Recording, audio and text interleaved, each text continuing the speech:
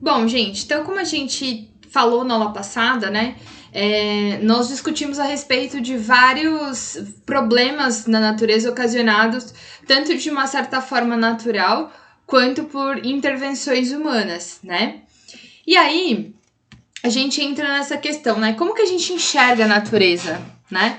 Então, pensar que a natureza está, né? Pensar que na natureza está tudo conectado é comum entre as sociedades tradicionais. São aquelas sociedades que vivem da caça e da coleta, da subsistência, né? O que é a agricultura de subsistência? É você produzir para o seu próprio consumo, sem pensar em produção em grande escala, pensando em venda, por exemplo, tá?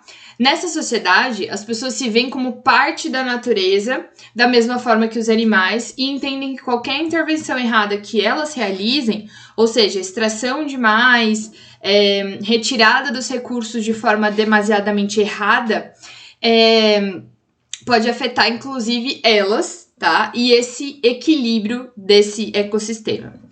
Para essas pessoas, a natureza precisa ser preservada, tá?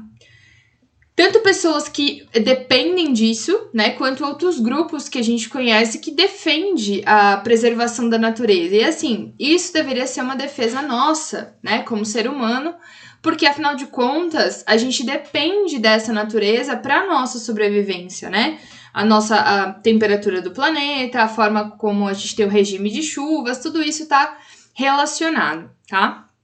Bom, a visão dominante das populações ocidentais é que a natureza está a serviço do ser humano. Então, assim, não é que nós fazemos parte da natureza, mas que a natureza tem que estar disponível para nós, para que nós fazemos, né, para nós realizarmos a extração dos recursos, para que nós possamos utilizar plantas e animais para o nosso próprio benefício e num equilíbrio não é bem assim que funciona a coisa, tá? Nesse contexto, a gente iniciou, então, um processo de exploração, estando a ciência e a tecnologia a serviço do aprimoramento das técnicas que permite extrair recursos naturais sem a preocupação com os impactos, tá? Então, assim, cada vez mais a gente arranjou formas de extrair sem nos preocuparmos realmente com o que importava, que era como a gente vai recuperar aquilo que a gente está extraindo. Porque, assim, a população humana, ela cresceu demais, né? Então, óbvio que a gente vai ter um processo de extração de recurso natural maior. Só que de que forma a gente poderia equilibrar isso? É essa a grande questão que muitas vezes não é levada em consideração, tá? Então, o agravamento desses problemas ambientais levaram a essas sociedades ocidentais, da qual nós fazemos parte, a enxergar sua relação com a natureza e ver que realmente pensar na natureza não era pensar no animal, pensar na planta, mas pensar num bem comum, inclusive para nós, tá? A poluição do ar, da água e a contaminação do solo, a destruição dos habitats e a perda da biodiversidade, ou seja, dos grupos diferentes de plantas e animais que a gente tenha, são exemplos de impactos ambientais que sinalizam a fragilidade dos ecossistemas perante as intervenções humanas. Porque assim, gente, quando a natureza sofre algum impacto, né, por ela mesma, ela consegue muito mais facilmente recuperar, né, se recuperar desse impacto. Acontece que quando a gente envolve uma ação humana, a recuperação ela se torna mais difícil, né? Porque, digamos assim, a natureza sabe consertar aquilo que ela estraga, né? Aquilo que nós estragamos, ela não tem habilidade para consertar, e nem deveria, né? Habilidade para consertar. Com isso, surgiram vários grupos de pesquisas e ONGs, como é o caso do Greenpeace e do WWF, voltado para esses problemas socioambientais, tá?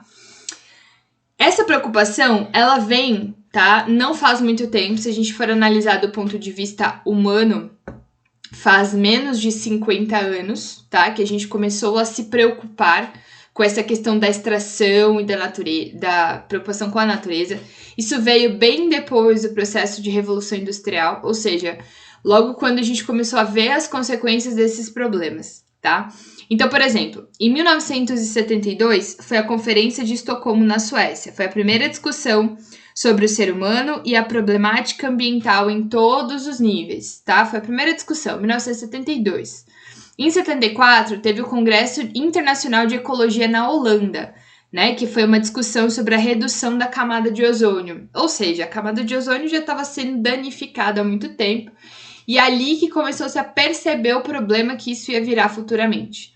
Em 1975, foi uma conferência de Belgrado, na Sérvia, que foi sobre a divulgação de perguntas em educação ambiental. Então, assim, começou-se a pensar que para que nós tenhamos pessoas com consciência, eu preciso falar disso no ambiente escolar. Por isso que nós estamos falando disso agora, tá?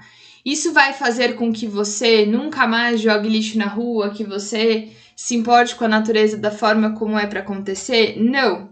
Mas a ideia desses conteúdos que voltam para a questão ambiental é despertar as pessoas para essa problemática, tá? Em 1977, a gente teve a Conferência Intergovernamental sobre Educação Ambiental na Geórgia, também pensando nisso, né? Discussão relacionada a problemas ambientais com modelos de desenvolvimento do ser humano. Aí depois foi para 84, uma conferência sobre o meio ambiente em Versalhes, que foi estabelecimento de formas de colocar em prática o desenvolvimento sustentável, que ainda não havia sido definido. O que é o desenvolvimento sustentável? É você produzir agora, é você tirar o recurso agora, pensando sempre na geração futura, tá? Em 1987, teve dois eventos, né? A divulgação do relatório de Brundtland, que é o nosso futuro em comum, estabelecimento da terminologia de desenvolvimento sustentável, né? O que isso queria dizer, o que isso poderia representar a longo prazo.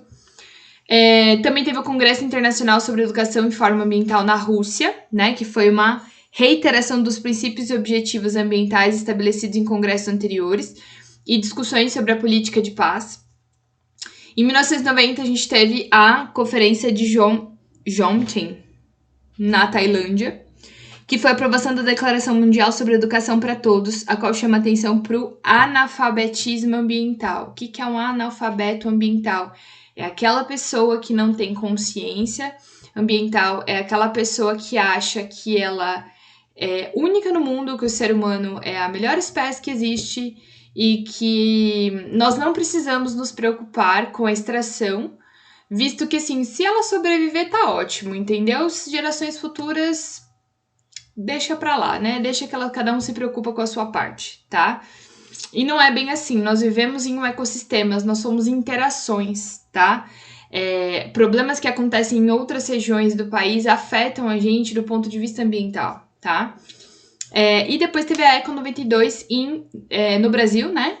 Que foi a construção da Agenda 21, compartilhada com 170 países, e a aprovação da Carta da Terra, que propõe mudanças nas atitudes, valores e estilo de vida humano, tá? Então, foi várias conferências que foram sendo estabelecidas com preocupação ambiental. O grande problema, gente, é que, assim, alguns países entram e saem desses projetos, porque isso depende muito do governante que está governando naquele momento, tá? Então, às vezes a gente tem a presença de países, às vezes os países saem, eles voltam na próxima vez, enfim.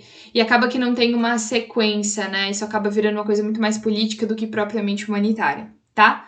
Bom, responda a pergunta abaixo e nós voltamos no próximo vídeo.